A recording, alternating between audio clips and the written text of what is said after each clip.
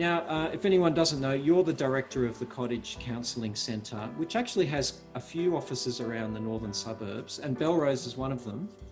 Can you tell us what work you do, I guess specifically at Belrose, and how that work's been affected since COVID began? So we have 14 different counsellors and psychologists. At Belrose, we have John Parmentier, who meets with couples and with individuals on a Wednesday, and Karen Calvert, who is a psychologist and works with individuals on a Thursday.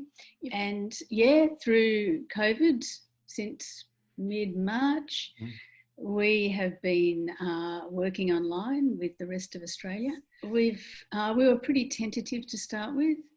How on earth was this going to work? But actually, we've all adapted remarkably well. And it's actually opened up the avenue for meeting with clients anywhere, really. We've realised that online you can meet with clients, regional clients, which is really exciting. So it's just been a real blessing. What have you noticed about the psychological condition, if you like, of the community over the last 4 months? Have you seen things change? Yeah, it's a really interesting question, because it was fascinating to watch, actually, because initially, like for the first 2 weeks at least, there were no new referrals. Right. And I knew that people were really, really anxious, and I was quite concerned that no one was reaching out for help. And I was trying to advertise more, and then, as I spoke with colleagues, we realised actually this is what happens in crisis. Right. Psychologically, in crisis, it's a bit like we just go inside, and you can't reach out. You just go internal and make things work. And it's only when the crisis lifts a little bit that we can start to think about recovery. But the last couple of months, we have been very busy with new referrals.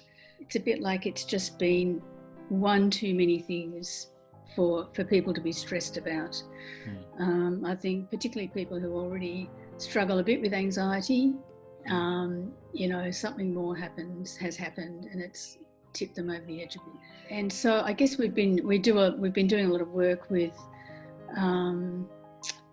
the techniques, I guess, to look after ourselves through anxiety, like meditation and breathing, relaxation, being really intentional about self-care. And I think the importance of being able to talk through what it is that we're feeling, I think, because otherwise it comes out in different ways. Like if we don't talk about it, it's still there, and it comes out in addictions or avoiding or controlling or whatever it is. So there's emotions. I think there's probably 4 different emotions that I think, as we talk with clients, these are the things that come out. I think fear, so much fear through this time.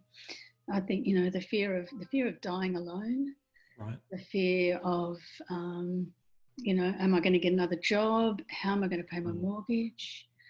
A lot of fear, a lot of helplessness. I can't do anything. A lot of anger, and grief, of course. Sure. So much loss. Much loss. Yeah.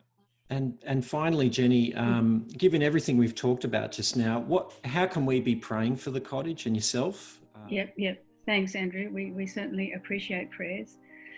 I guess at the moment we are transitioning flexibly back to some face-to-face counselling. To do that safely, really carefully and wisely, we would really appreciate prayers. We're always looking at fundraising. We're looking for grants to apply for.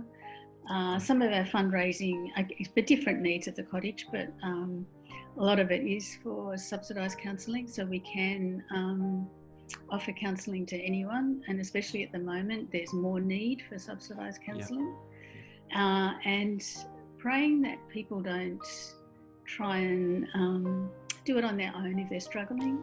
Yeah. Pray that they will seek help, that we are there, and that we've got a bunch of counsellors that can help. And praying for the counsellors that they have wisdom and energy and can keep working through this time. Right. We will be praying for those things, Jenny, for sure. Thank you. And thank you very much for taking time out of your very busy schedule to talk to us. And I know people are very grateful and they want to hear about your work. So thank you very much. Thank you, Andrew, and thank you all. Thank you for your prayers.